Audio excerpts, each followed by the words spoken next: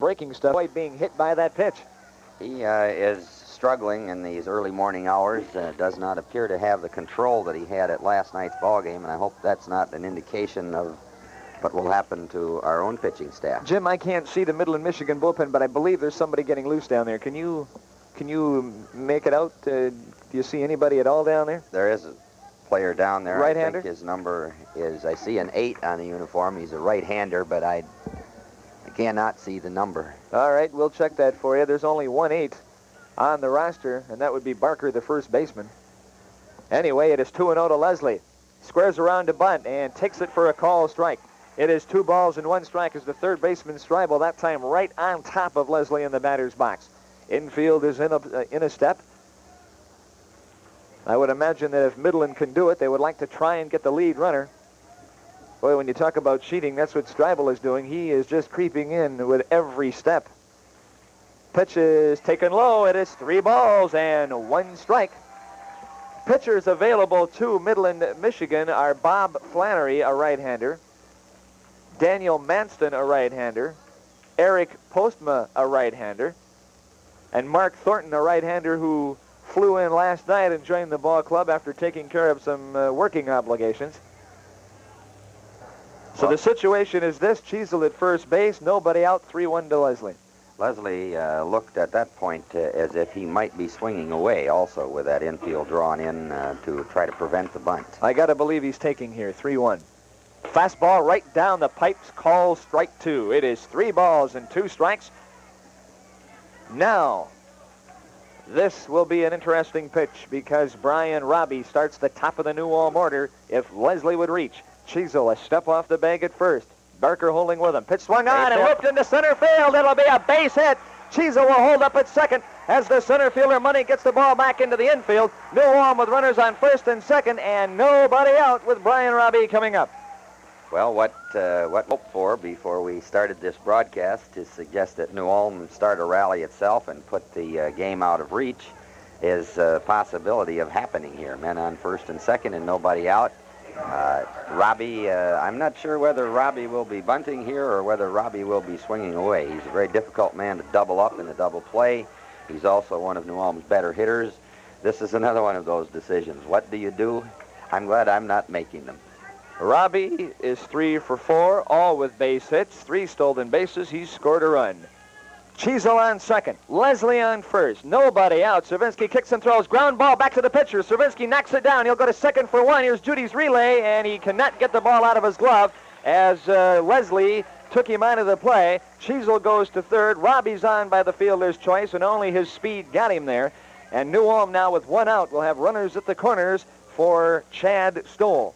That looked to me also, that play at second base, like it was the old automatic on a double play situation. I thought that the shortstop pulled his foot before the runner got there in his attempt to go to first base for the completion of the double play. Well, Leslie is retired, 1-6 for the first out. Cheezel now on third base, and that is a big run standing 90 feet away. Chad Stoll has popped to second, walked, bounced to third, and singled to center. Now the third baseman, Stribel, will hold with Cheezel. And, of course, he's playing close to the bag to guard the line. Meanwhile, over at first base, Baker doing the same with the speedy Robbie. And will New Ulm send Robbie here with the infield drawn in? That is another possibility to get Robbie hung up. Here's the pitch, and it's high for ball 1. A fastball in tight to Stoll. In the on-deck circle, you're getting into the power part of the New Ulm batting order, and Aaron Allen and Scott Schmidt. And it's hard to believe that New Ulm has got a 3-2 lead without getting much assistance from those two men. And the second pitch is taken low for a ball. I was just going through my scorebook before we went on here, and Allen and Schmidt, who are probably the 2 big producers for New Ulm, are 0 for 8 in this game. This is an excellent opportunity with a 2-0 pitch to possibly suicide squeeze. You may see it. Stoll can bunt. The pitch on the way, swung on and foul back and out of play. It is 2 balls and 1 strike. Stoll had the green light.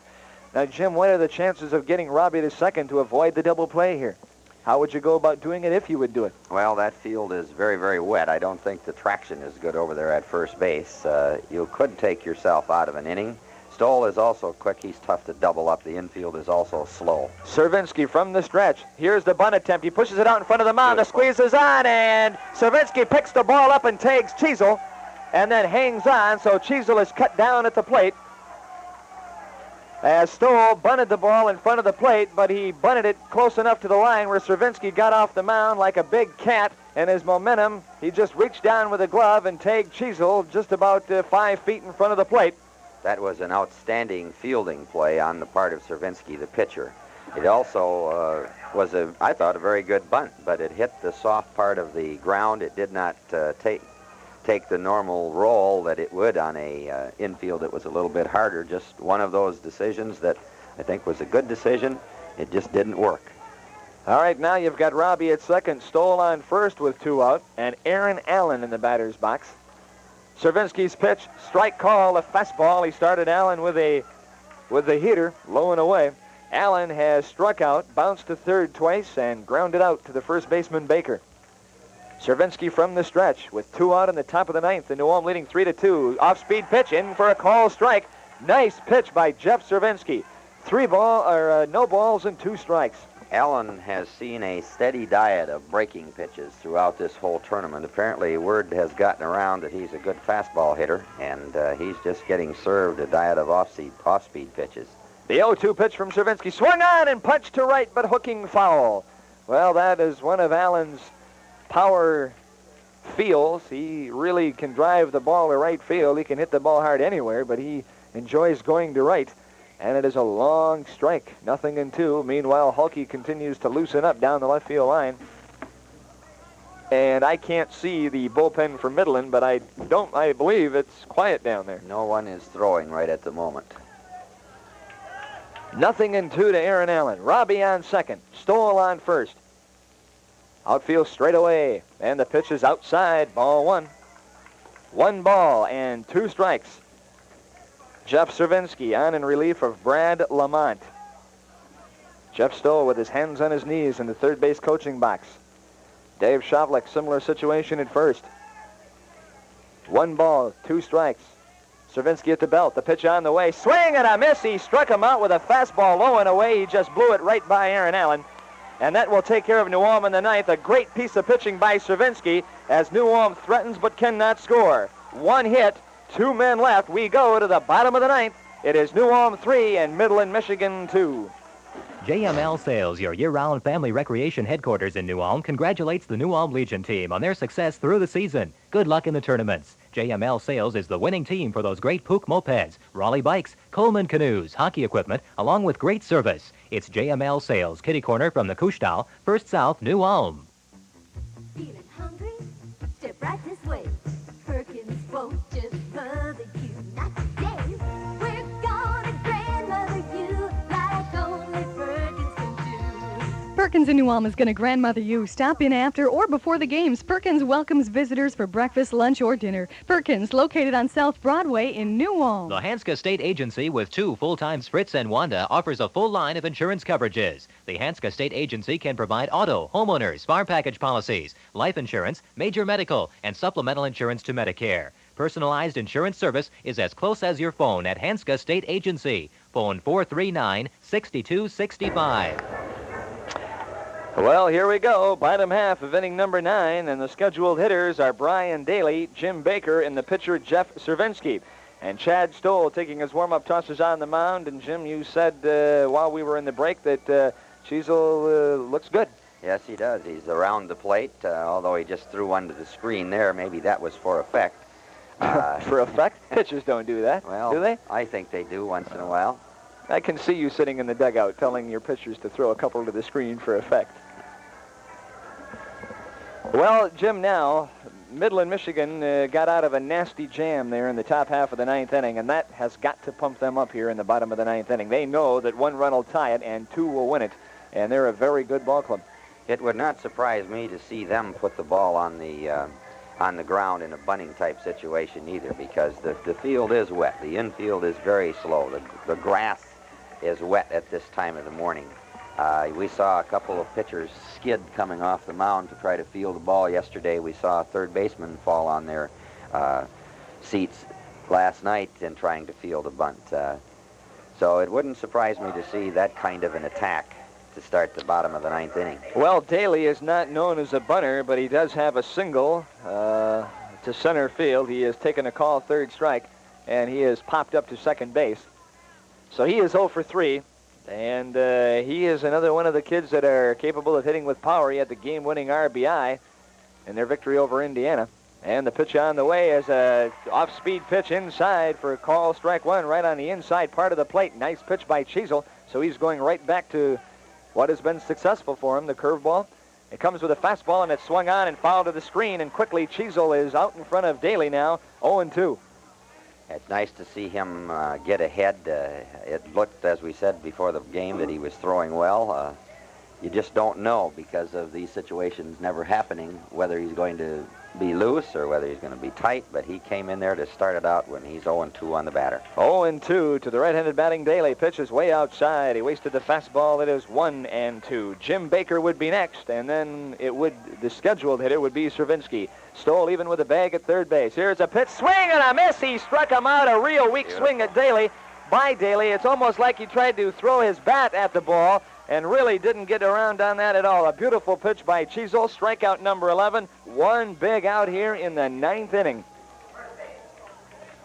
That'll bring up James Baker.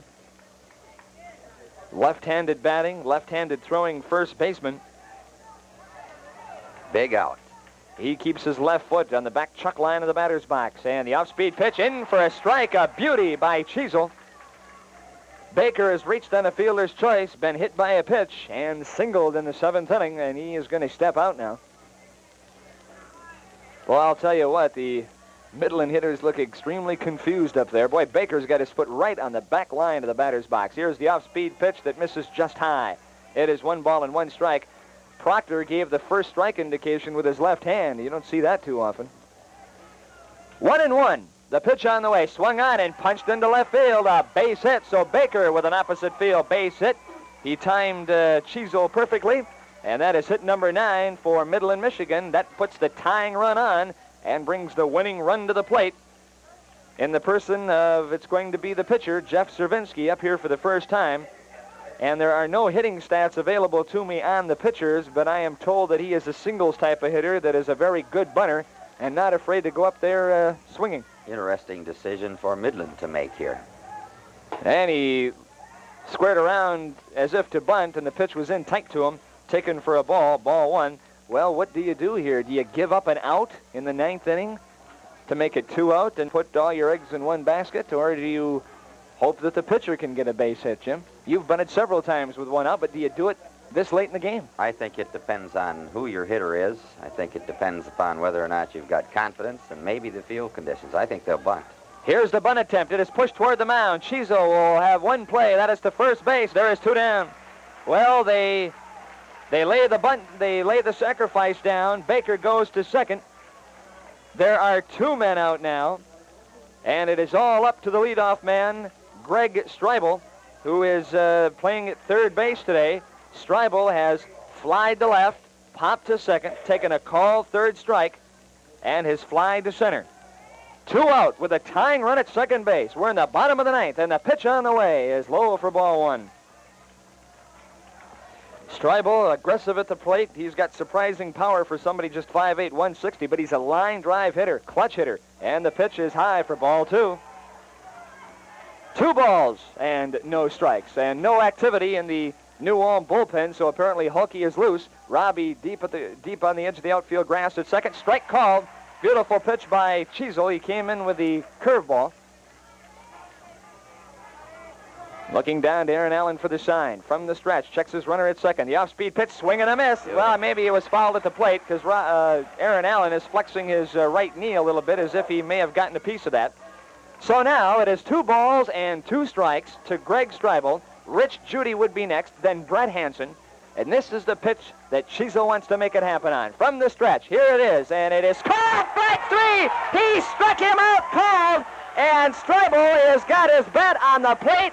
And Rich Judy questioned the umpire. What a pitch by Cheezel, and New Ulm has beaten Midland, Michigan 3-2. What a pitching effort by Cheezel. They mob him, And New Ulm has done it. They have beaten the tournament favorites, Midland, Michigan, 3-2. We'll be back with a summary in 1 minute.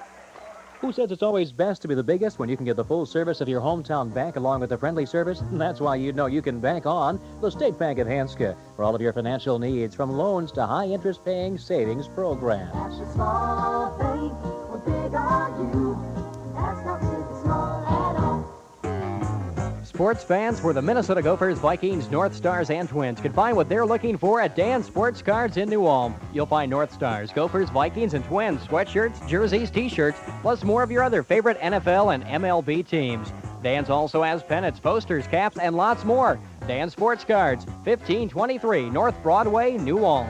The Community Insurance Agency of Lafayette will offer you the best service and the best rates for the best insurance coverage. Dwight DeBoer, as an independent agent, offers a full line of coverage: homeowners, auto, crop, hail, commercial, workman's comp. He'll match it up with the right company and policy to fit your exact needs at the Community Insurance Agency, Lafayette. Well, we are back at Johnson Park in New Ulm, where New Ulm has defeated Midland, Michigan by the score of 3-2. And Jim, you and I were commenting as we went to the break that we may have gotten one from the home plate umpire, Don Proctor. You know, Cheesel's curveball has been so effective today that he may have, or I can't say today, but I mean in this game, that he may have sold the home plate umpire on just how good it is, because you and I both commented that pitch looked a bit inside, and he got the call, which is, you know, we're going to take it, no question. Yeah, that was just a stellar pitching performance by Mike Cheesel. It's the pitching performance of the tournament so far. It's those kinds of things that light fires under teams. And I like what's happening to this New Ulm Ball Club. They defeated State College of Pennsylvania, I think a team with a 40-5 record, who may have overlooked them. Midland, I'm sure, was quite confident coming into this game. The home team has done a very nice job up to this point in this tournament. And I kind of remember another incident in a regional tournament where a group of kids caught fire. I just like what's happening out here. Well, Jim, you know, we said coming in that New Ulm is, for some reason, very difficult to beat in this ballpark. They don't lose much here. Well, they're used to playing here. I think there's an advantage to having a hometown crowd. They've been thinking all summer about this opportunity that was going to come along for them. I think they would have liked to have gone out and won the state championship. They did not, but they made a very respectable showing, 4th place. They didn't really come in the back door. I just like the job that they have done. They probably are going to be just up in the air for this evening's ball game. All right, well, here is your line score. Unofficially, I've got New Ulm with 3 runs, 5 hits, no errors. And quickly, I believe I've got 9 men left on base. So your line score for New Ulm: 3 runs, 5 hits, no errors, 3 left. 3 runs, 5 hits, no errors, 9 men left. Midland, Michigan, 2 runs, 8 hits, 3 errors, and for the game they strand 8. The winning pitcher is Mike Cheesel. He went the distance, faced 37 men, allowed 2 runs, both earned, 8 hits, a couple of doubles, no triples, no homers, struck out 12, walked 1, and he was credited with 1 wild pitch, which led directly to the 2 runs that Midland did score in this game. The losing pitcher is Brad Lamont. He went the first 7 innings, faced 30 men, 3 runs, 4 hits, no doubles, triples, or homers, 7 strikeouts, 3 walks, no wild pitches in that game, and he gave, and 3 of the runs charged to him, 2 of those were earned. Jeff Stravinsky came on to pitch the final 2 innings. He faced 9 men, gave up 1 hit, struck out 1, walked 2, and he finished up the ball game for Midland, Michigan. Lamont's record falls to 10-3. Cheesel improves his record to 9-5. And Jim, I'm going to ask you: has Mike struck out 12 in a game for the high school team this year? I believe this could be his season high in strikeouts. I think he had 10 or 11 on a couple of different occasions. So you may be right, Mark. I don't recall the statistics, but I have never seen him have a better location with his curveball. It was the curveball that won this ball game for him is his ability to throw it for a strike, often, as I said, in a 3-1, 3-2 situation when hitters aren't probably expecting it. Just the best pitching performance of the tournament up to this point. It was a dandy. And New Ulm getting a single run in the 5th inning to take a 1-0 lead. Cheezel walked, went to second on a sacrifice by Leslie, went to third on a pass ball, and scored on the air by the shortstop Judy, who threw wide to first when Brian Robbie hit a ground ball to him. Then New Ulm got 2 in the 7th to take a 3-0 lead. Winshittle walked. Kurt Forbrook ran for him, stole second. Cheezel moved him to third. Jim Leslie struck out. Brian Robbie got a base hit and then went to second base on the throw that scored Forbrook as they came to the plate. Stoll then followed with an RBI base hit to pick up Robbie. It was 3-0. And then the 2 runs Midland, Michigan scored were in the 8th inning. Rich Judy, a base hit into left field. Brett Hansen followed with a base hit to left. They moved up on a wild pitch by Cheezel. Mike Mativa then flied to right to pick up Rich Judy and make it 3-1. Brian Money followed with a fly ball to center that scored Brett Hansen to make it 3-2, and that was the scoring. New Ulm threatened in the 9th inning, but Jeff Cervinsky got out of it. Jim, we said at the start of this broadcast, which seems like a couple of weeks ago, that execution would win this game. And that's exactly what New Ulm got today. They played a perfect game, which is what they needed to beat this ball club. You're right, Mark.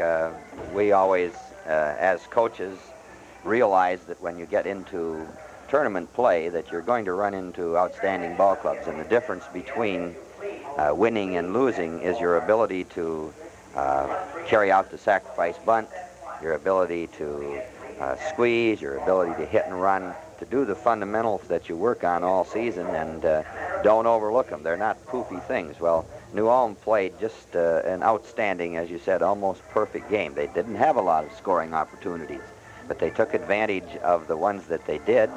That plus the fact that Cheezel's location was outstanding, his velocity was good. You have an upset of a team that's a very powerful team. Well, we can't discount Midland yet because there's a very good possibility if New Ulm would advance to the championship that they would see this ball club again. So right now, New Ulm can just savor the victory. Now, New Ulm wins this game 3-2, and now the pairings have been set for the 3 games that are scheduled to be played today that are regularly scheduled games. It will be State College, Pennsylvania against Oconomowoc, Wisconsin. State College 41-6, Oconomowoc is 39-4. That game is coming up next. The loser will be eliminated. Then at 3:05 this afternoon, to show you how big this game was, Midland, Michigan has got to come right back and play Maynard, Ohio. Midland, Michigan has got a record now of 32-6 with this loss, while Maynard of Ohio is 41-16. The loser of that game will be eliminated. And then New Ulm will come back tonight with a record of 29-12 and face Barrington, Illinois, who is 41-15 at 7:35 in a winner's bracket game. And if New Ulm would win that game, they would be looking very, very well because they would not have to play again until 7:35 tomorrow night. So New Ulm has won their first 2 games, and Jim and I will be back on the air with you tonight right here at KXLP. We will be on the air with the pregame show at 7:25, and we are positive that we will be on at 7:25 because there's no backlog of games that is going to throw us off, and about the only thing that could ruin that would be the chance of rain, which I understand is very good. Lynn Paulson has been at the controls. Jim Senske has provided the color. My name is Mark Shalansky. The final score is New Ulm 3, Midland, Michigan 2. That is the story from Johnson Park in New Ulm, and we'll be back tonight at 7:25 when New Ulm takes on Barrington, Illinois. Good morning, everyone. The 1985 Region 5 Great Lakes American Legion Double Elimination Baseball Tournament on KXLP has been brought to you by Southside Body Shop and Nicholson Athletic Company of New Ulm, Hanska State Agency, Dennis Spurl, Accountant, New Ulm, General Trading Company, New Ulm, Sleepy Eye and Bird Island, JML Sales, New Ulm, State Bank of Hanska,